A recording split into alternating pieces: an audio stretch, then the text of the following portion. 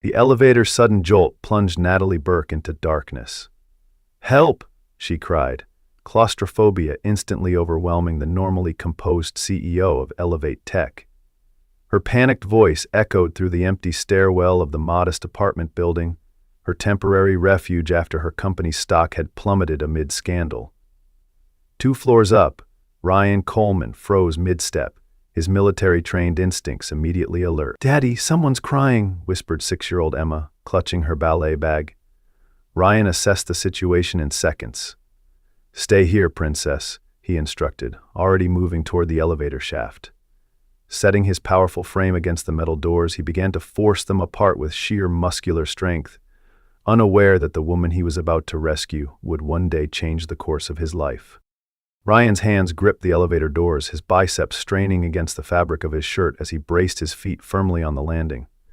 Years of military training and maintaining his physical fitness as both therapy and necessity had given him exceptional strength.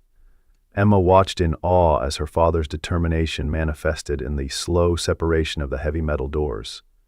"Go, Daddy! You can do it!" she cheered, jumping excitedly on the landing. The doors resisted stubbornly, designed specifically to prevent forced entry, but Ryan's resolve was stronger than any safety mechanism. With a grunt of effort that echoed through the stairwell, he forced the doors to part an inch, then 2. Sweat beaded on his forehead as the gap widened. With one final, powerful surge, the doors yielded, opening wide enough to reveal the elevator car stuck about 3 feet below the landing. Inside, Natalie Burke sat crumpled in the corner, her normally perfect appearance disheveled, mascara streaked down her face from panicked tears. The powerful businesswoman who commanded boardrooms with unwavering confidence had been reduced to a trembling figure in the darkness. Her breath came in short, desperate gasps as she fought against the overwhelming sensation of the walls closing in around her. A phobia she'd successfully hidden throughout her professional life until this moment. "It's okay now. I've got you," Ryan said, his voice suddenly gentle, a stark contrast to the raw power he'd just displayed. He knelt at the opening and reached his strong arms into the elevator. "Can you stand? Take my hands." Natalie looked up at her rescuer, broad-shouldered, with kind eyes that contrasted with his intimidating physique. The security of his steady gaze provided an anchor amidst her panic. She placed her shaking hands in his, surprised by the gentleness of his grip despite the obvious strength in his fingers. In one fluid motion that demonstrated both power and precision, Ryan lifted her completely out of the elevator and onto the landing beside him. For a moment, Natalie clung to him, her body still shaking with adrenaline and residual fear, the scent of his cologne mingling with the clean smell of laundry detergent oddly comforting in its normalcy. Ryan steadied her with a careful hand at her elbow, giving her the time she needed to compose herself. Neither of them realized, in that moment, how their lives had already intersected once before, when Natalie's company had rejected Ryan's innovative patent application without a second look, nearly a year ago. A decision that had altered the course of his career and, by extension, his life with Emma. "You're safe now," Ryan assured her, stepping back to give her space once she seemed steady, the professional distance he naturally maintained with strangers returning now that the immediate crisis had passed. It was then that Emma approached cautiously, her ballet tutu swishing as she walked, pink sparkly shoes tapping lightly on the tile floor. "Are you okay, lady?" she asked, her small face serious with concern, dark curls framing eyes that held the same kindness as her father. "My daddy's super strong. He can fix anything." The child's innocent pride in her father brought an unexpected smile to Natalie's face, the first genuine one in weeks. "Your daddy is very brave," she agreed, wiping away the evidence of her tears with the back of her hand, trying to regain some semblance of the composure she was known for in the corporate world. "Thank you both." As her heart rate returned to normal and the claustrophobic panic subsided, Natalie's professional instincts began to reassert themselves. She straightened her silk blouse and ran a hand through her disheveled hair, mental armor sliding back into place with each small gesture. "I'm Natalie Burke, apartment 6CC. I just moved in a few days ago."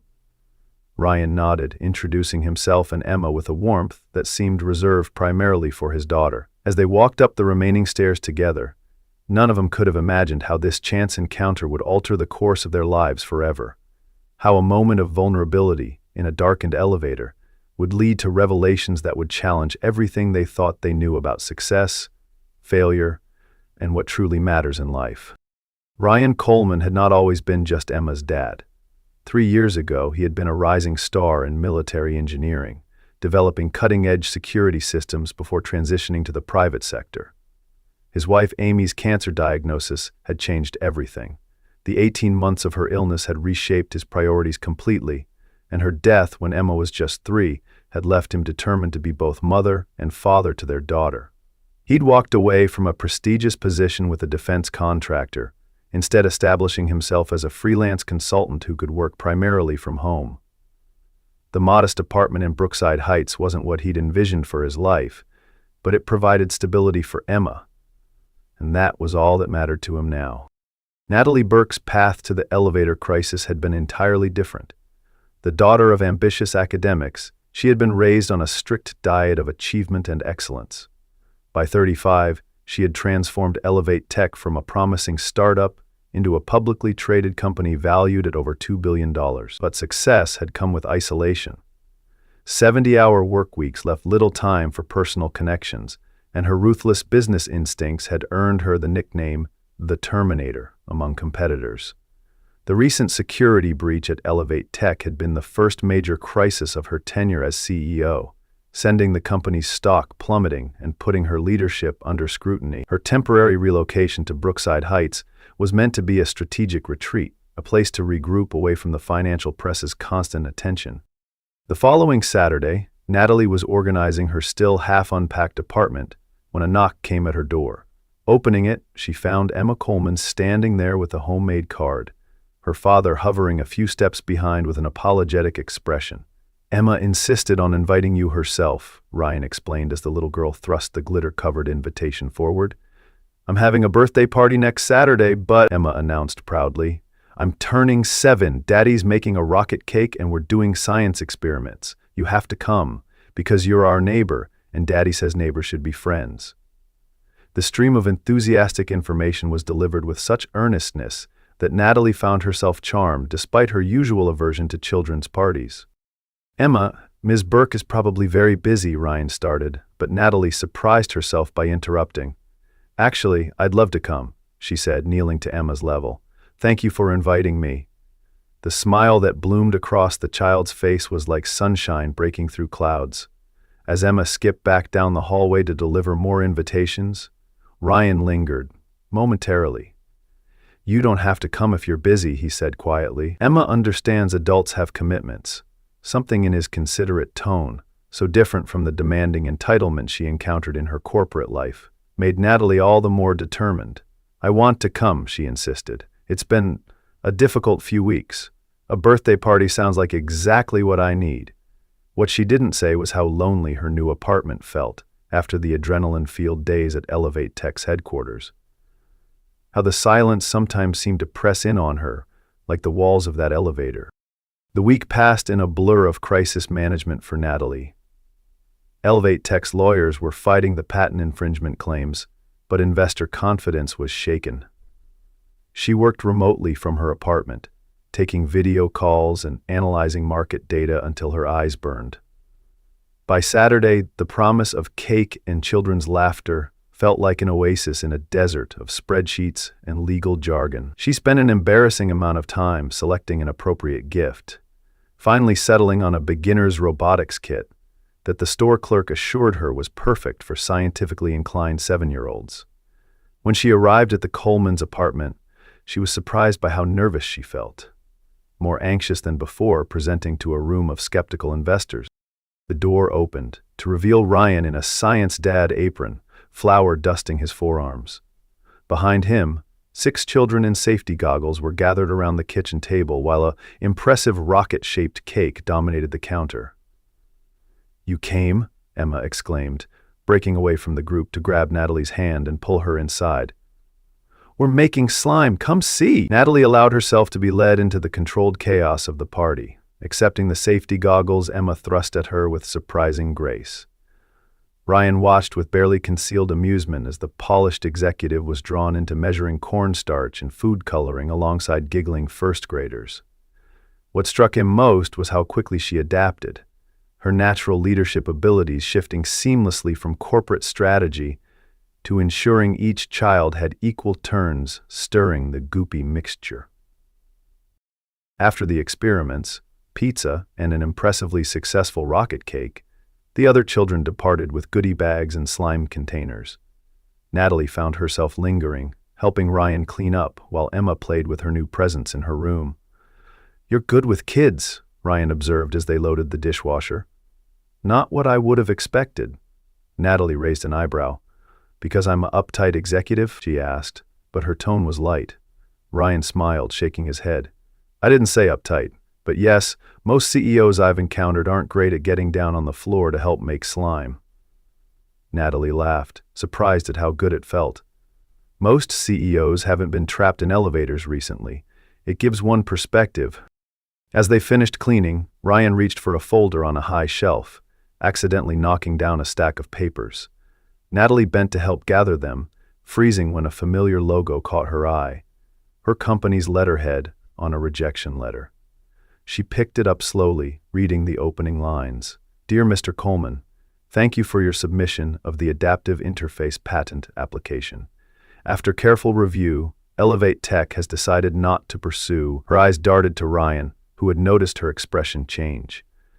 "You submitted a patent to Elevate Tech," she said, her voice carefully neutral. Ryan took the letter from her hand, his jaw tightening almost imperceptibly. "Yes, about 10 months ago." He tucked the letter away, his earlier warmth cooling several degrees. "You've heard of Elevate Tech?" For a moment, Natalie considered deflection, but something about the honest way Ryan had opened his home to her made deception impossible. "I'm the CEO," she admitted quietly. She watched comprehension dawn on his face, followed by a careful masking of whatever emotion had flashed in his eyes. "I see," he said finally. "That's quite a coincidence." An awkward silence stretched between them, broken only when Emma bounded back into the room, clutching Natalie's gift. "Daddy, look what Miss Natalie got me. Can we build it now?" Ryan smiled at his daughter, though Natalie could see the strain around his eyes. "Not tonight, Princess. It's already past bedtime. But maybe tomorrow." He glanced at Natalie. "Thank you for coming. Emma had a wonderful time." The dismissal was polite but clear. Natalie gathered her purse, pausing at the door. "Ryan," she started, not entirely sure what she wanted to say. How did one apologize for a business decision she couldn't even remember making? "Thank you for inviting me, and I'd like to talk sometime about your patent." Ryan nodded once, professional courtesy overriding personal disappointment. "Sure." "Good night, Natalie." As she walked back to her apartment, Natalie felt oddly deflated. The warm glow of the party had been replaced by the familiar weight of corporate responsibility. That night, she pulled up the company's patent application database and searched for Ryan Coleman. What she found kept her awake until dawn. Ryan's patent application hadn't just been rejected. It had been dismissed without proper review. The adaptive interface technology he'd designed would have allowed people with physical disabilities to use touchscreens more effectively, creating personalized response patterns based on user capabilities. It was brilliant, innovative, and had been rejected primarily because Ryan was an independent inventor without corporate backing. The executive who had reviewed it, Jackson Phillips, her now departed chief innovation officer, had simply deemed it not commercially viable enough, despite projections that clearly indicated otherwise. Natalie recognized the casual arrogance in the internal notes, the dismissal of ideas not generated within their own R&D department. It was exactly the kind of corporate blindness she had promised herself she would prevent when she founded Elevate Tech. The next morning, Natalie waited in the lobby of their building, 2 coffee cups in hand. When Ryan emerged with Emma for their Sunday morning routine, she approached cautiously. "I was hoping we might talk," she said, offering him the coffee. "After Emma's at her playdate, perhaps?" Ryan studied her for a long moment before accepting the cup. "Sarah's mom is picking Emma up in 20 minutes, he said finally. "You can come back around 10. It wasn't exactly warm, but it was an opening. Natalie nodded, relief washing through her. "I'll bring bagels," she promised. Emma looked between them curiously. "Are you and Daddy going to be friends?" she asked, with a child's directness. Natalie smiled at her. "I hope so, Emma. I really hope so. At precisely 10 o'clock, Natalie knocked on the Coleman's door, a bag of fresh bagels in hand. Ryan let her in, the apartment noticeably quieter without Emma's exuberant presence. I looked up your patent application, Natalie said, diving straight to the point as they sat at the kitchen table. It should never have been rejected. Ryan's expression remained carefully neutral. Business decisions get made every day. I've moved on, but the subtle tightening of his hand around his coffee mug told a different story. Natalie shook her head, placing her tablet between them with his application displayed. This wasn't a business decision. It was bureaucratic laziness and institutional arrogance. Your design is brilliant, Ryan. It could help thousands of people. For the next hour, they discussed the technical specifications of his invention. As Ryan explained the inspiration, watching a child with cerebral palsy struggle with standard touchscreens, his professional reserve melted away, replaced by the passionate engineer. Natalie recognized the spark of genuine innovation, the human-centered thinking that drove truly meaningful technology. "Why didn't you submit it elsewhere after we rejected?" she asked finally. Ryan's expression clouded. "My wife died 6 months before I submitted it. Cancer. The application process took everything I had emotionally at the time, while also caring for Emma. When it was rejected, he shrugged. I had to prioritize. Emma needed stability more than I needed to fight corporate windmills." The personal revelation hung in the air between them. Natalie thought about the man who had pried open elevator doors with his bare hands to rescue a stranger, who created science experiments for his daughter's birthday, who put aside his own dreams to ensure his child's security. "I want to make this right," she said finally. "Not because you saved me from the elevator, because it's the right thing to do, and because your invention deserves to exist in the world." Ryan studied her face, searching for insincerity or corporate calculation. Finding none, he nodded slowly. "What exactly are you proposing?" Natalie leaned forward, energized in a way she hadn't felt since the early days of founding her company. "A proper review, for starters. And if it's as good as I believe it is, a development partnership that respects your ownership of the concept." Over the following weeks, a new pattern emerged in the lives of the building's most unlikely neighbors. Ryan's patent application underwent a thorough review by Elevate Tech's best engineers, all of whom confirmed Natalie's assessment of its brilliance. Meanwhile, Emma's robot kit became a bridge between the three of them, with evening building sessions becoming a regular occurrence. Natalie, who had never considered herself good with children, found herself enchanted by Emma's curiosity and unfettered imagination. And Ryan, despite his initial wariness, couldn't help but appreciate the way Natalie engaged with his daughter, never talking down to her, always challenging her to think one step further. "Why don't you have any kids?" Emma asked one evening as they adjusted the robot's sensor array. The question caught Natalie off guard. She looked to Ryan, expecting him to intervene with a lesson on inappropriate personal questions, but he merely raised an eyebrow, equally curious about her answer. "I've been focused on building my company," Natalie said finally. "It's a bit like raising a child in some ways. It needs constant attention and care to grow properly." Emma considered this seriously. "But a company can't hug you back," she observed with devastating simplicity. "And it doesn't make you birthday cards." Ryan nearly choked on his coffee, but Natalie merely nodded. "That's very true, Emma. I hadn't thought of it quite that way before." As spring blossomed in Chicago, so too did something unexpected between Ryan and Natalie. It wasn't just the patent development, which was progressing rapidly toward a prototype phase. It was the small moments. Ryan instinctively reaching out to steady Natalie when she stumbled on the stairs. Natalie remembering exactly how he took his coffee. The lingering goodnight at her door after Emma had fallen asleep during movie night. Neither of them acknowledged it directly, both too scarred by past losses, too wary of future complications. But it was there in the glances that lasted a beat too long, in the way they gravitated toward each other in shared spaces. Their comfortable routine was shattered on a Tuesday morning when Ryan received an urgent text from Natalie. "Turn on business news now."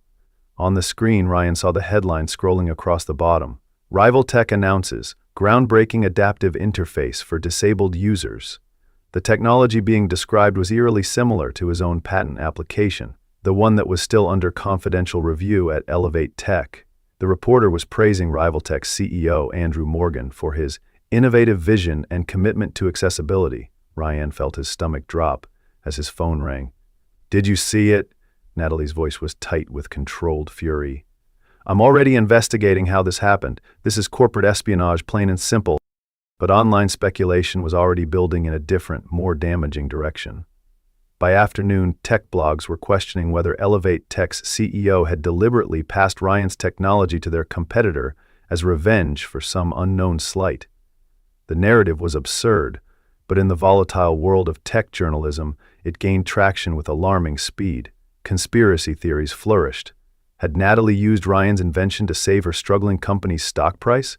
Was their coincidental meeting in the same building actually an elaborate setup? By evening, photographers had discovered their building, camping outside to capture images of the scheming CEO and the duped inventor. Ryan watched the chaos unfold with growing concern. When Emma came home from school in tears because a classmate had told her, "Your dad's girlfriend is a thief," his concern hardened into anger. He canceled his scheduled meeting with Elevate Tech's development team and stopped responding to Natalie's increasingly urgent messages. The trust that had been so carefully built between them seemed to evaporate in the heat of public scrutiny. That night, as he tucked Emma into bed, she asked the question he'd been dreading.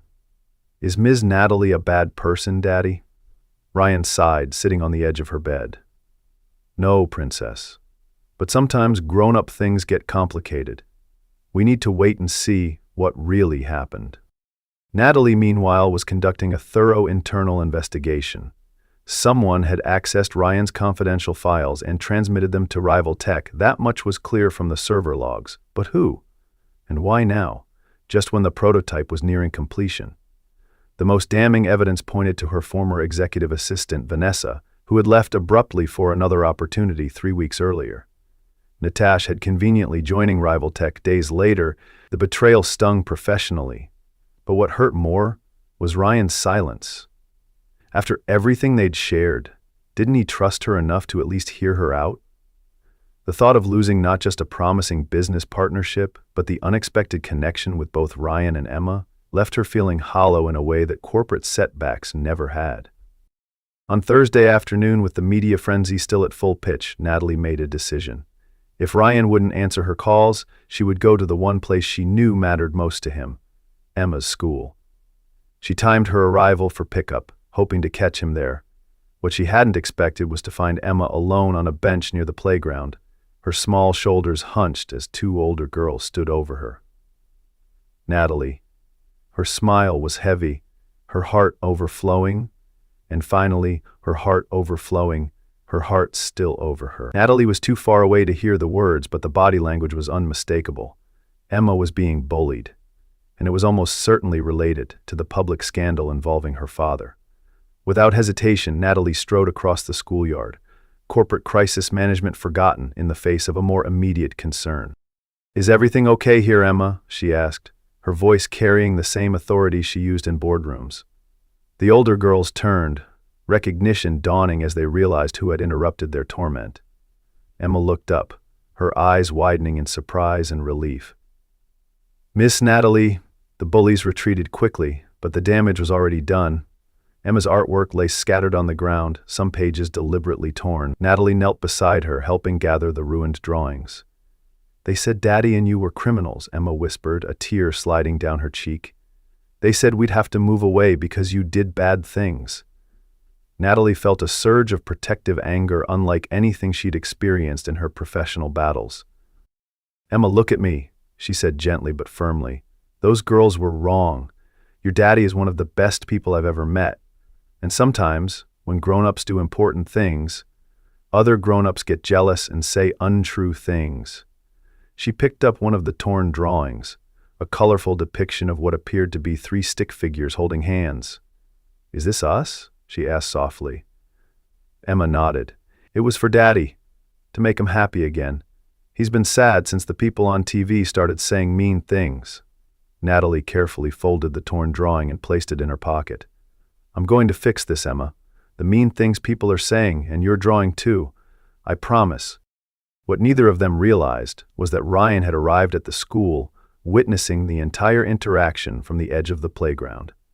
He had seen the bullies retreat, seen Natalie's gentle handling of Emma's distress, seen the protective arm she'd placed around his daughter's shoulders.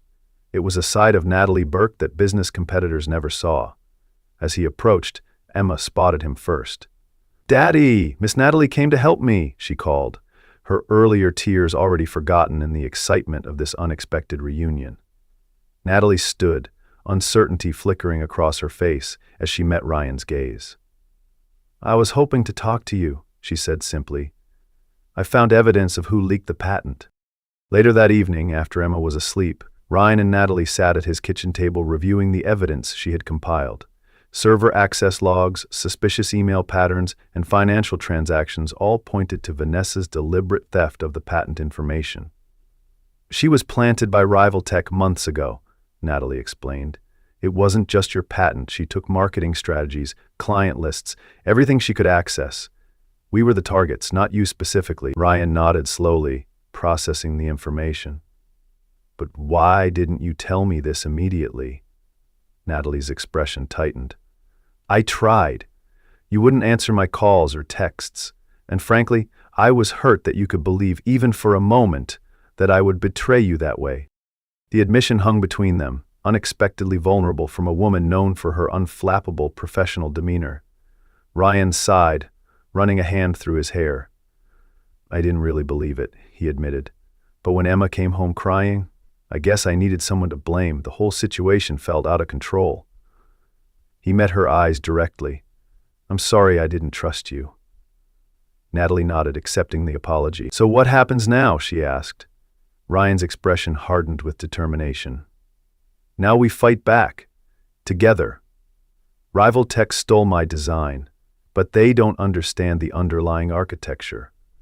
The system they're rushing to market will fail spectacularly without the adaptations I've been working on since the original submission." Over the next 2 weeks, Ryan and Natalie executed a carefully orchestrated plan. First, they documented every piece of evidence proving the corporate espionage. Then, rather than pursuing a lengthy legal battle, they accelerated development of the improved version of Ryan's technology. Natalie leveraged her media contacts to arrange a major technology demonstration that would coincide exactly with Rival Tech's official product launch. The pressure was intense, with both of them working late into the night after Emma was asleep. But there was something different about this kind of pressure. They were fighting for something that mattered, side by side. The night before the demonstration, Ryan found Natalie still working in his living room, well past midnight, surrounded by presentation notes. "You should get some sleep," he said, offering her a cup of tea. She accepted it gratefully, rubbing her tired eyes. "So should you. Big day tomorrow." They sat in companionable silence for a moment before Natalie spoke again. "Whatever happens tomorrow, I want you to know that working with you on this project has reminded me why I started Elevate Tech in the first place. It was never about stock prices or market share. It was about creating technology that actually improved people's lives." Ryan studied her face in the soft lamplight, seeing beyond the CEO to the passionate innovator beneath. "We make a good team," he said simply. Natalie smiled, suddenly aware of how close they were sitting, how the late hour and shared purpose had created an intimacy that transcended their professional collaboration. "We do," she agreed softly. The moment stretched between them, full of unspoken possibility. Then, with a gentle boldness that surprised them both, Ryan reached out to tuck a strand of hair behind her ear, his fingers lingering against her cheek. "Natalie," he began, his voice low, "after tomorrow." But the sentence remained unfinished as Emma's small voice interrupted from the hallway. "Daddy, I had a bad dream." The moment broke, but the promise of it remained as they exchanged a look of mutual understanding before Ryan went to comfort his daughter. The technology demonstration the following day exceeded even their most optimistic expectations. While Rivaltech's executives were fielding increasingly difficult questions about their malfunctioning product across town, Ryan and Natalie unveiled the true adaptive interface to an audience of industry leaders, accessibility advocates, and technology journalists. Ryan demonstrated the system's capabilities with confidence and passion, explaining how the technology learned from each user's unique patterns to create truly personalized experiences. But it was when a young girl with limited motor control successfully navigated a complex game using the adaptive system that the room erupted in applause. In that moment of triumph, Ryan's eyes found Natalie's across the crowded room, sharing a private victory amid the public success. The aftermath was swift and decisive. Rival Tech's stock plummeted as the evidence of corporate espionage became public. Elevate Tech announced a formal partnership with Ryan Coleman, with plans to make the adaptive technology available at accessible price points for educational and healthcare applications. What the press releases didn't mention was the personal transformation that had occurred alongside the professional victory. How a chance encounter in a stuck elevator had led to healing for two people who had each, in their own way, been stuck in emotional limbo. 3 months later, Natalie stood before Elevate Tech's board of directors presenting a complete overhaul of the company's innovation pipeline. Our new Open Door initiative will create pathways for independent inventors to receive fair consideration regardless of their institutional backing, she explained, clicking through slides that detailed the program. The Ryan Coleman Grant for Accessible Technology will provide funding and mentorship to developers creating solutions for underserved populations. The board members nodded approvingly. It was hard to argue with success, and the adaptive interface had generated more positive press than anything in the company's history. And speaking of Ryan Coleman, the board chair commented as the presentation concluded, we understand he's considering our offer to join as Director of Innovation. Natalie smiled. He is. The flexible schedule was key.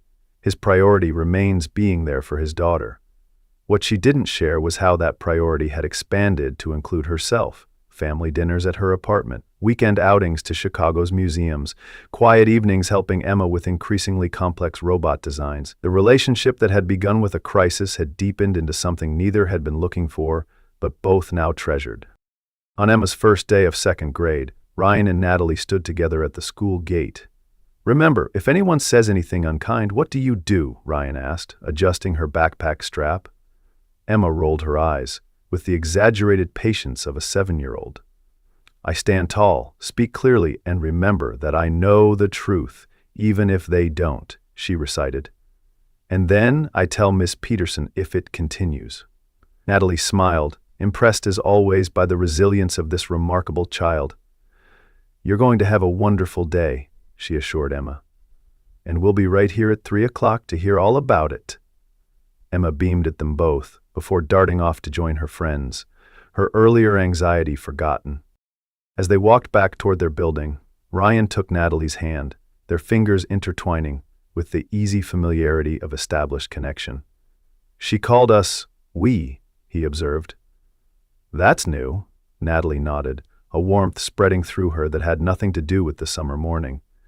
Is that okay? She asked, a rare moment of uncertainty from the normally decisive executive. Ryan stopped walking, turning to face her directly. More than okay, he said softly.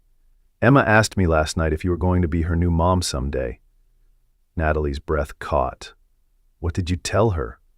Ryan smiled, the same smile that had first reassured her when he pulled her from the darkened elevator.